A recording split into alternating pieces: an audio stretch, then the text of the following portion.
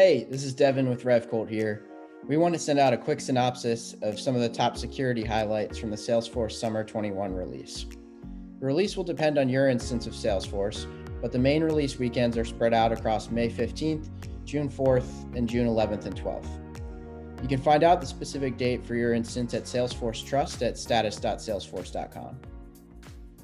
We'll start with access control or authentication. First, there's now a multi-factor authentication assistant, which you can see on the right side. It's really easy to find. Just go to setup, search in the quick find for multi-factor authentication assistant, and then it comes with an admin interface that you can see on the right below the top screenshot. And the admin interface gives you guidance and the ability to preview MFA while you're getting ready to roll it out for Salesforce. This allows administrators to test the rollout process and collect early feedback on the MFA user experience. It also helps with change management and can help build out onboarding materials for users when an MFA is finally launched. Second, admins can now require a user to change passwords before an admin-initiated email address update is approved. In the past, the only option was without requiring a password reset, but now as an additional layer of security to control access to the system, admins can require users to change their passwords before email address updates are approved. Third, if you're using communities or now rebranded as Experience Cloud, Salesforce now requires verification when guest users change their email address to help protect against external threats. This update has been available since Winter 21, but it is now enforced with Summer 21. So when a guest user changes their email address, Salesforce sends a verification email to the new address, and after the user clicks the verification link in the message, the new address becomes active.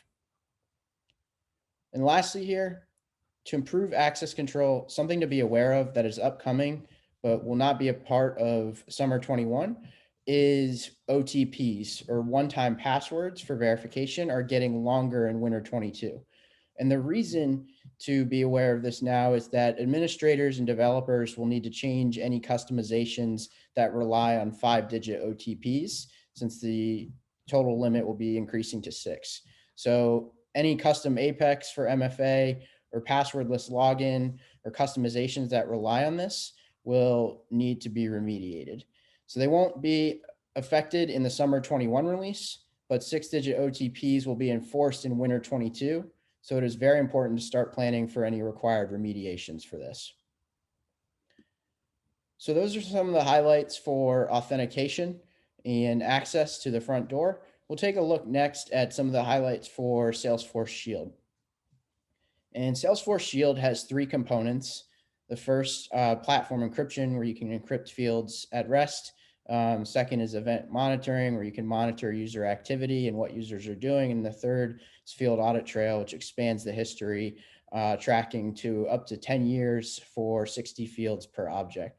For today, we'll focus on release updates for platform encryption and event monitoring, as that is where the most changes are for Summer 21.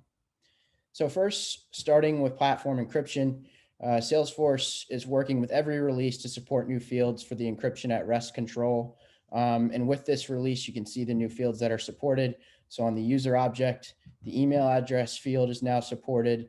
The contact point address object now supports the address field, contact point email, the email address field, and the contact point phone object now supports telephone number. And these all contain PII and personally identifiable information, so you can encrypt those fields now at rest and put further protective measures in place for that data. Something that's important to note for encryption is that while these fields are now supported, you will still need to analyze where they are used in your org to prevent any impact on the user experience. So things like report filters, list views, flows, and more all need to see where these fields are being used before you apply the encryption at rest control.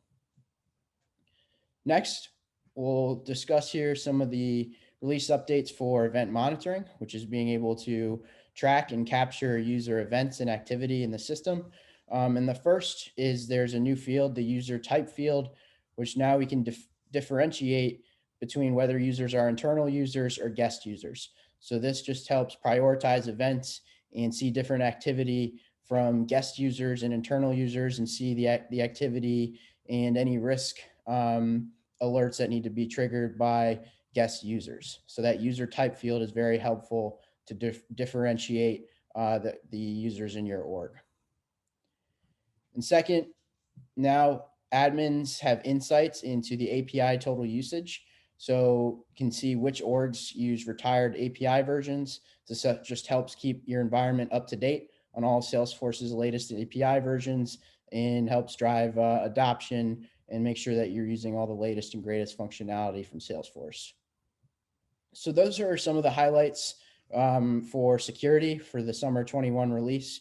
Thanks for watching today, and please reach out if you have any questions or if you'd like to discuss the release and what it means for your environment in more detail.